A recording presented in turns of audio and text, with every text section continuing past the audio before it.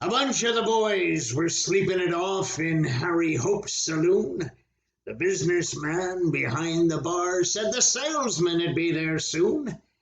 And off to the side, getting glassy-eyed in his well-worn usual stool, waiting for death that would not come around, sat the old philosopher.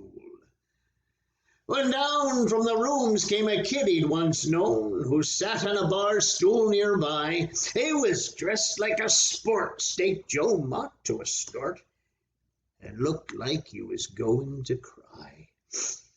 He looked like a kid who was haunted by things that boys his age should not understand.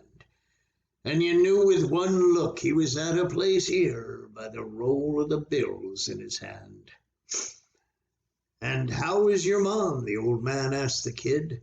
But before he could get any news, the rest of the boys started making a noise as they woke up in ones and in twos. Why, the first to arise was an anarchist sot who'd seen better days some other place. He quoted bad verse, but what made it much worse, he said, "Buy me a drink, monkey face." Then up popped a man by the name of Oban, an attorney and bucket shop heir. Trilled an off-color song, but he didn't sing long, for they threatened to haul him upstairs. Harry Hope then awoke, gave his seatmates a poke, and said, "Things will now change around here. I've been carrying you while you drank all me brew." Then he fell back to sleep in his beer. Then a Boer War general and captain got up, and along with a newsman, they vowed that they'd get right tomorrow, and then drown their sorrow in sleep, dreams, and getting right plowed. A carnival con man and cop on the take then awoke in their seats next to Hope, and they played him for more time to settle their score, but he said, "What do you think? I'm a dope." And in came three tramps and a love-sodden scamp who went by the nickname of Chuck. And the tarts then regaled the assemblage with tales of how they'd pick up Johns, but not let themselves be called hooers. And then the salesman came in with a devilish grin, and he told them he'd been thinking deep, and their souls he would spare from the depths of despair, but before he could, he fell asleep.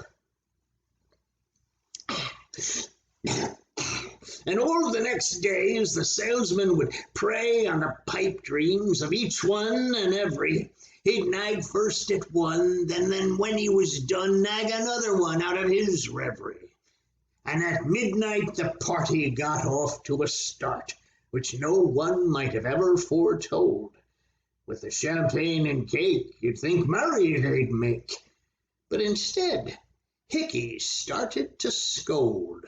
And he railed and he raved. The philosopher gave him a tongue lashing. "Hick, what you did were just slick covers up, 'cause your wife you caught stuck in the Iceman," Hickey said. "I'm a widower." And when up came the sun, they all tried one by one to prove that the salesman was lying. So they went out the door, but their dreams were no more what they thought them. They ended up crying. "Tell us why, tell us why," all the boys and girls cried, as each one demanded explanation. So the salesman began a sad tale, which then ran on for 2 hours without a cessation. "I've made a phone call, so I may not have all the time I'd like before the cops glove me. But I murdered my spouse because I was a souse who could not stand how much Evelyn loved me."